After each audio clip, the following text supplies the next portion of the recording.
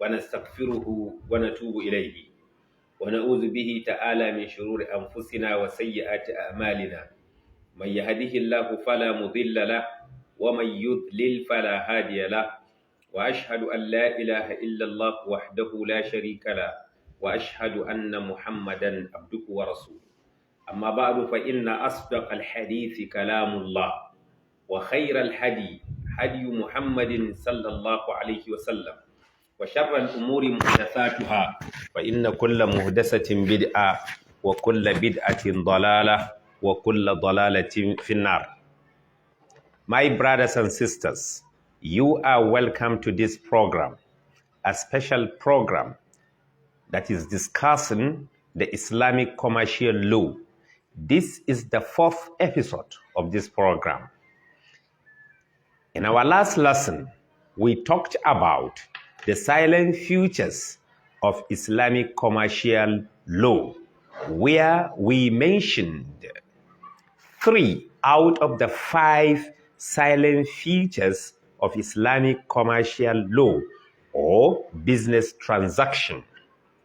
We talked about al-ijab, al-qabul, al-taradi, al-ijab, al-qabul, al-taradi. Al-ijab means an offer. We talk about an offer. We describe an offer. We talk excessively about what it has encompasses. After which, we also talk about an acceptance, which is al-qabul, as well as al-taradi, a free consent. Today, in this program, we are going to talk about al-ahaliya. In English, we call it capacity. This is because not every person can make a legal transaction, a legal contract, such as a minor cannot make a legal contract. An innocent cannot make a legal transaction, an innocent person, and any person incapable of making a decision due to physical and mental defect. As a result of which, the Islamic scholars had made mention 4 qualities of a person that is capable of making a legal contract. These qualities are 1. Al-hur, that is a free man, an opposite of a slave. A contract of a slave is always subject to the ratification of the master. 2. Al-bulugh. Al-bulugh, man who reaches the age of puberty, that is opposite of a minor. At this age, a man or a woman can understand the legal consequences of a contract, and they have a good judgment on different matters.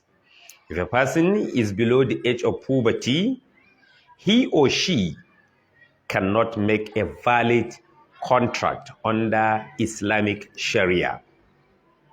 Then al-aql, a sin, which is an opposite of insane. A sin, which is an opposite of insane. Then al-rushd or al-irshad, a sensible, opposite of being indifferent. A person who possesses a technical know-how in respect of the contract involved. A person who possesses a technical know-how in respect of the contract involved. This is what we mean by capacity. If one is having these 4 mentioned qualities, he is capable of making a contract. He is capable of staying as a party to a particular contract. As in a case whereby these qualities is not there, such a person is not capable of making a contract because he loses the quality of capacity. The 5th quality or the 5th silent feature of Islamic contract is what we call formality. Formality means the writing and signature requirement of a contract. The writing or signature requirement of a contract. And the contract might be required to be witnessed by others. The contract might be required to be witnessed by others. No, the Islamic scholars further explain that the Islamic commercial law emphasizes on writing down the terms of a contract, which is to avoid a dispute between the parties or one or more parties.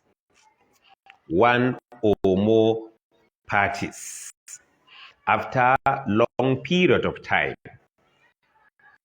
Forget what they had actually decided or agreed upon. This is to say, there is all possibility of one person, two persons to formally or to possibly forget terms of the contract. In order to avoid that, the Islamic scholars have stipulated as a condition that such a contract should be put into writing. However, this juncture notes that in a conventional law, an oral contract is also valid, but the conventional law incorporates people to write down the term of the contract in all aspects, in all contracts, if possible. And Az-Zuhaili went further to say that there are familiarity. It could be, or it must be put into certain consideration. It must be put into consideration. It may, and went further, as I have said, as well went further to say that there are military law in countries that stipulate writing down some contract, and the law provides that if the parties do not write down the contract and duly sign it, the contract will be considered as invalid.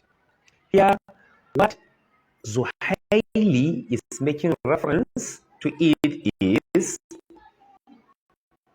in some countries, scholars mentioned that or had stipulated that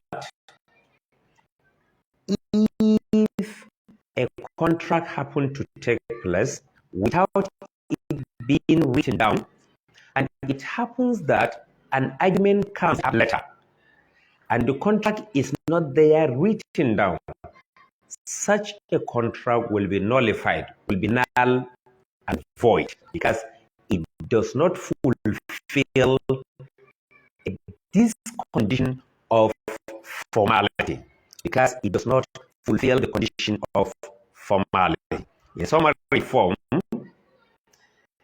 the Quran requires people to write down a long contract in Surah Al-Baqarah. This verse also requires witness to testify the contract when any dispute rises out of this contract. In view of that, it is advisable that any contract should be written down. However, if the contract does not involve a huge amount of money, it's not necessary but is recommended. But if at all it involves a huge amount of money, it should put into writing. وعلى هذا القدر